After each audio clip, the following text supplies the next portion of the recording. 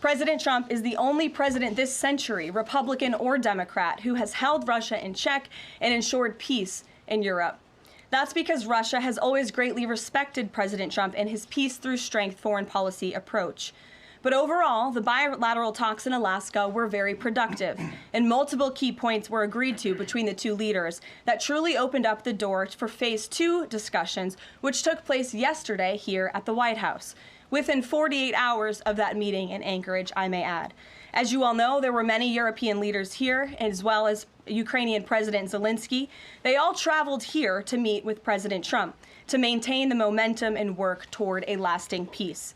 Across the board, every leader credited President Trump for his decisive leadership that has reignited the dialogue in hopes of finally bringing this war to a peaceful conclusion.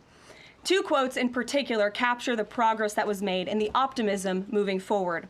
Finnish President Alexander Stubb said, "I think in the past 2 weeks, we've probably had more progress in ending this war than we have had in the past 3.5 years. Again, that is the president of Finland, a country that shares a border with Russia.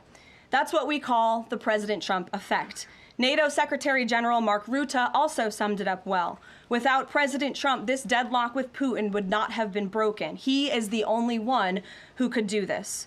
Following the encouraging conversations yesterday, President Trump spoke with President Putin by phone, and he agreed to begin the next phase of the peace process, a meeting between President Putin and President Zelensky, which would be followed, if necessary, by a trilateral meeting between President Putin, President Zelensky, and President Trump. As the president said, Vice President Vance, Secretary Rubio, and Special Envoy Witkoff will continue to coordinate with Russia and Ukraine to make this happen as soon as possible.